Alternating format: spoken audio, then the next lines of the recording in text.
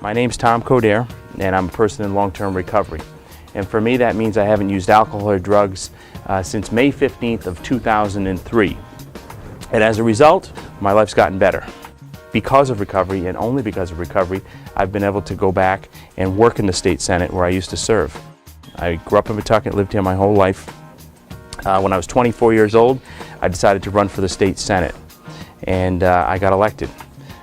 So at 25 years old, I was sworn in as the newest senator from Pawtucket. That was back in 1995. I served 8 years in the state senate, and my alcohol and drug problems forced me to leave the state senate. I was no longer able to serve. I also ended up losing everything in life that I cared about. Not just that job in the Senate, but I also was executive director of a large nonprofit agency in Providence. Came from a great family, I had lots of good friends, and I lost all that to active addiction. Without your involvement, a democracy doesn't work. So it's really important to know that the State House is your house.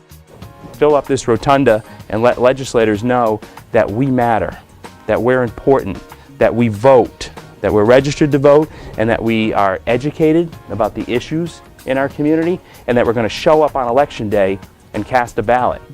And that ballot's going to be cast for people who support the issues that we care about.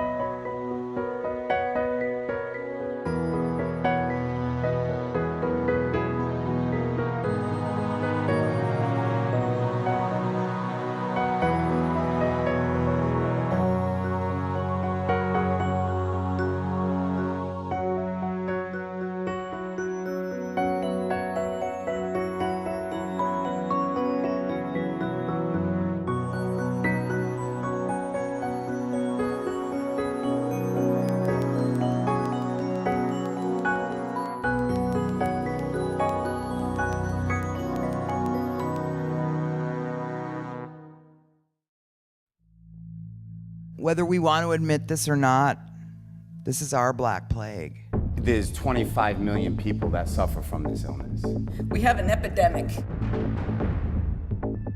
It's a national crisis that untreated addiction cost our economy over $550 billion last year. It is disgraceful that we have done so little about it thus far.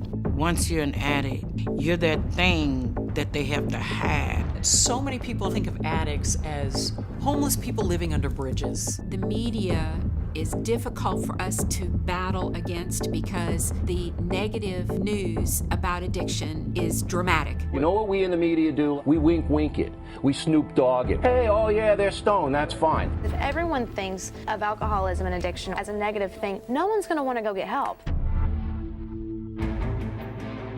As a culture, we are still very rooted in just say no.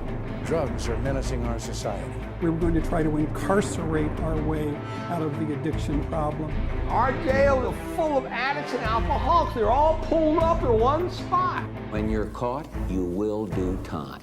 Recovery is what you need, not prison. Hello? Alcoholism has too long been a taboo subject.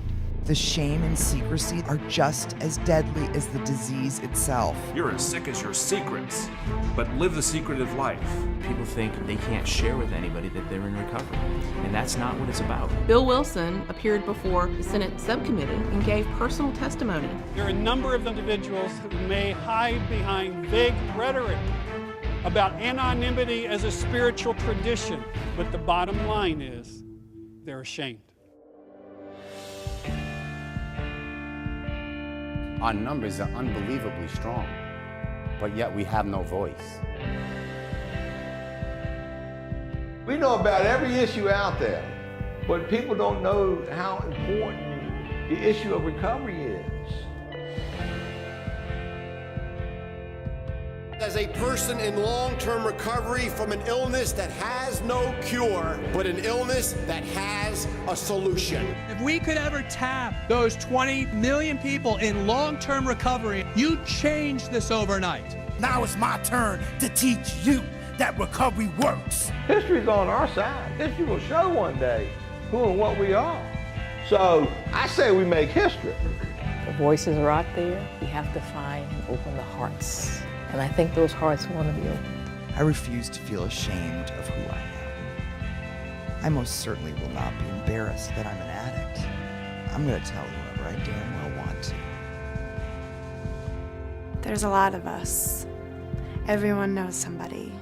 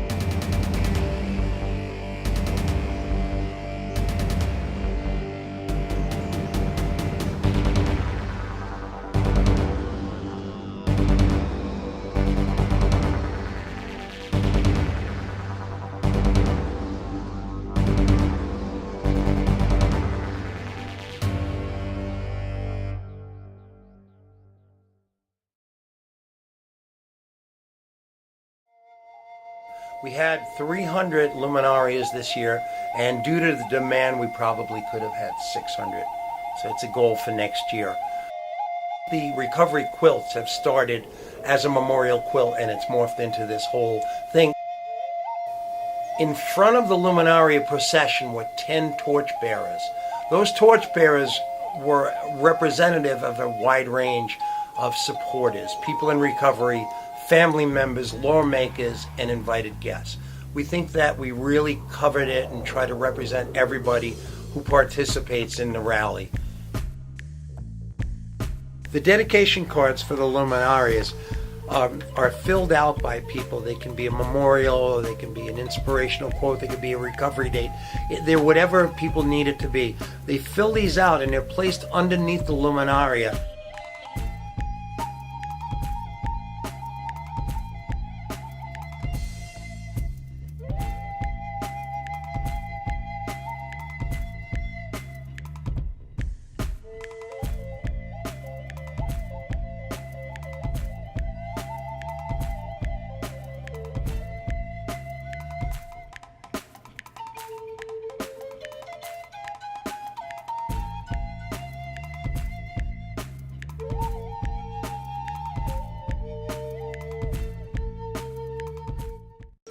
When you get to the park, the word rally is spelled out in luminarias, and then everyone else came and they placed their luminaria in a circle around the word rally.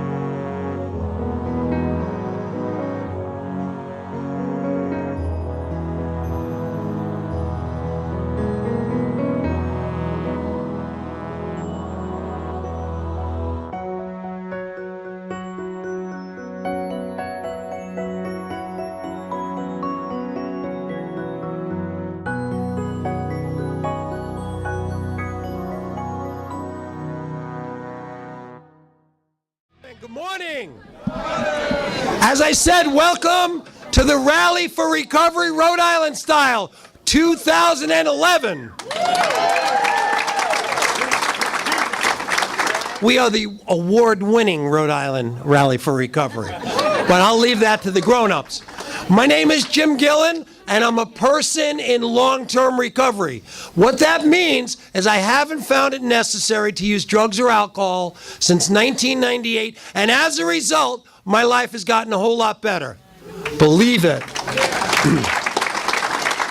And if you haven't been here before, welcome to the Anchor Recovery Community Center, Rhode Island's first and only recovery community center. Hopefully, Roberta, right, the first of many recovery community centers. You know, as we move in this state towards a more recovery-oriented systems of care, more and more emphasis is going to be placed on recovery supports, recovery coaching, recovery housing, life skills, all of those things that perhaps in the past, you know, kind of got overlooked. So, you know, we're thrilled you're here. And we thank our wonderful sponsors. I also am fortunate enough to be a person in long-term recovery, which means to me that I haven't had any alcohol or illicit drugs since 1985. And as a result, my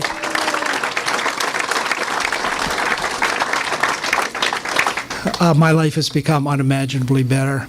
One of our big jobs is to erase the negative public association and perception that's associated with us as people with addictions.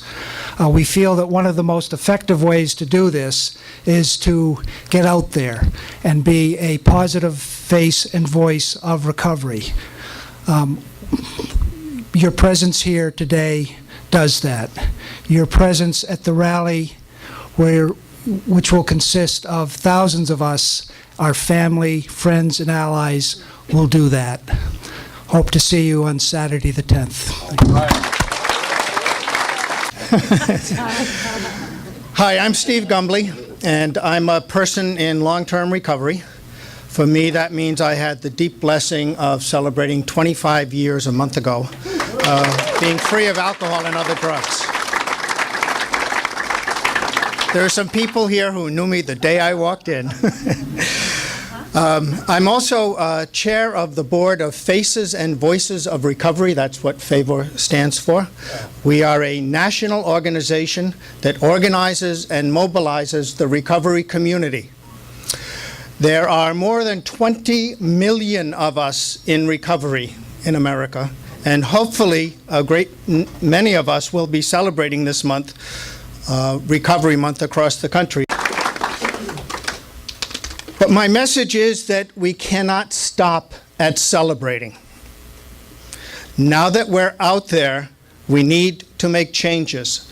We need to let our families, our friends, the community see our face, hear our voice of recovery. This is what recovery looks like.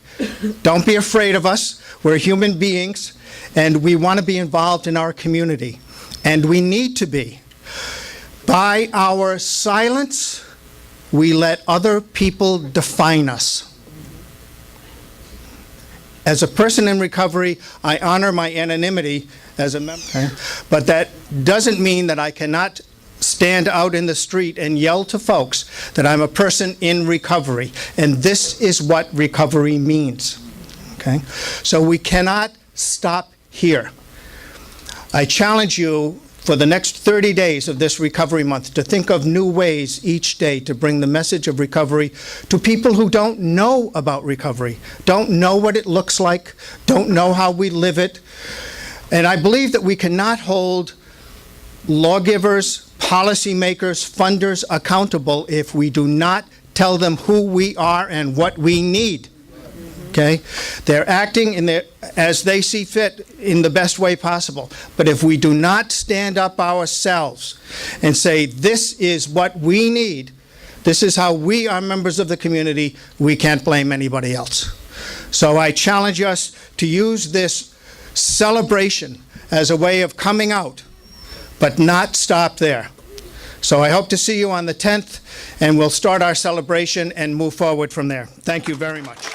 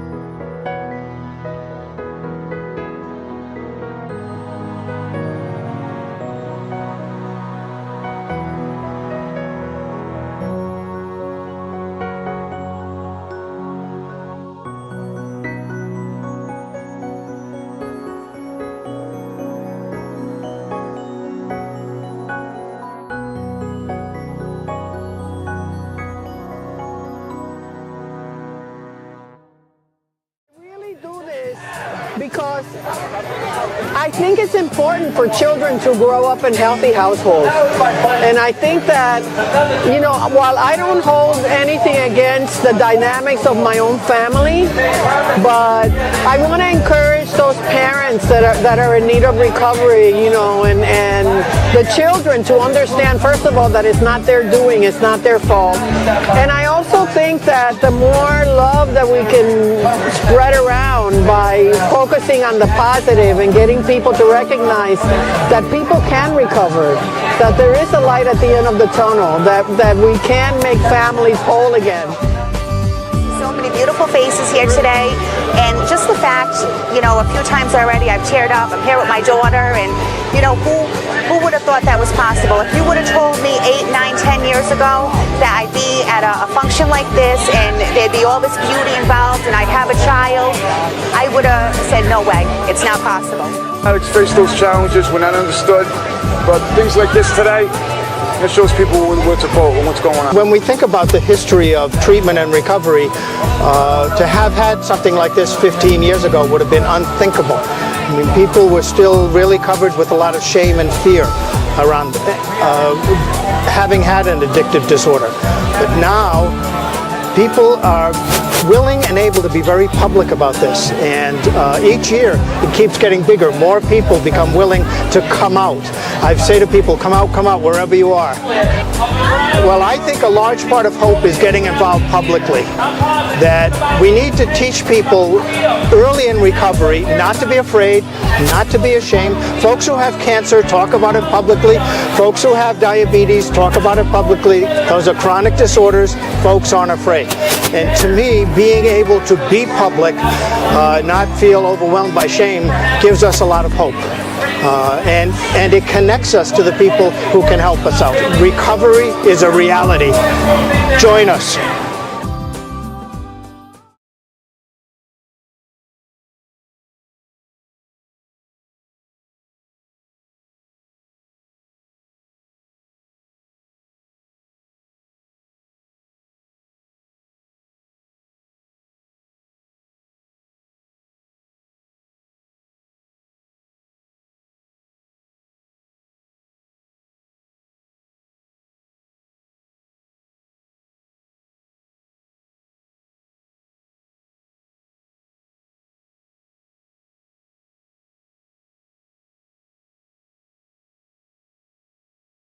Providence is proud to host our nation's 24th annual Recovery Rally. Recovery from addiction to alcohol and other drugs. And the Great Water Fire.